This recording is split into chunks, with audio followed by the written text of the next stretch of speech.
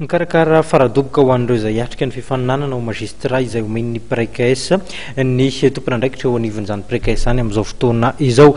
Hanomboka ny 10 mars ho avy izao ary tsy falina raha tsy ny 5 aprily ity faradoboka ity, izany hoe aritra ray volana. Izay eto amin'ny PRECAS moa zany eto ambanin'ny FTM Kraotra dia manomana cours spécial exercice fotsiny, zany hoe tsisy cours intsony ho an'ny magistrat fa tonga dia exercice ho an'ireo olona zany tsy afaka tamin'ny herintaona, tamin'ny roa taona, tamin'ny telo taona. Ray volana manomboka 5 mars io dia farana 5 avril, satria moa zany ny concours ny magistrat zany dia niempotra any amin'ny 26 août. Dia io zany misy an'ilay hoe fanamboarana vaovao satria misy ny hoe test de présélection. Les tests de présélection zany dia resaka connaissance test psychotechnique ao anatiny, dia ilaina amin'izany zany culture générale. Ka ny culture générale mizara roa ka any ampianarantsika miresaka an'izy rehefa tonga hoe zao avy zany tokony atao amin'izany, fa avelindreo mandeha magistrat zay efa tsy afaka tamin'ny herintaona sy taloha zany manao an'io cours spécial exercice io amin'ny 5 mars ka hatramin'ny 5 avril. Tsisy cours intsony fa dia exercice en PRECAS io zany.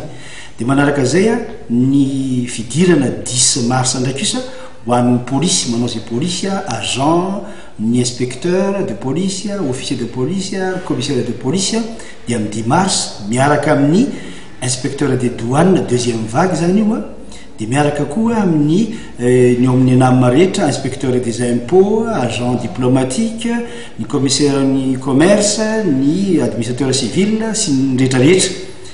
Miaraka koa zany amin'ny 10 mars ny gendarme sy ny assistant d'administration zay niveau BBC deuxième vague koa zany reo gendarme sy assistant niveau BBC reo. Dia ny greffier koa zany araka lazaiko teo hoe niempotra ny magistrat concours, niempotra koa ny greffier. Dia amin'ny volana juillet ny greffier vao manao ary ny magistrat ny volana août. Dia ny dikan'izany manao koa zany zay vaovao greffier manomboka amin'ny 10 mars zany io vague vaovao ihany koa zany zay ataon'ny PRECAS.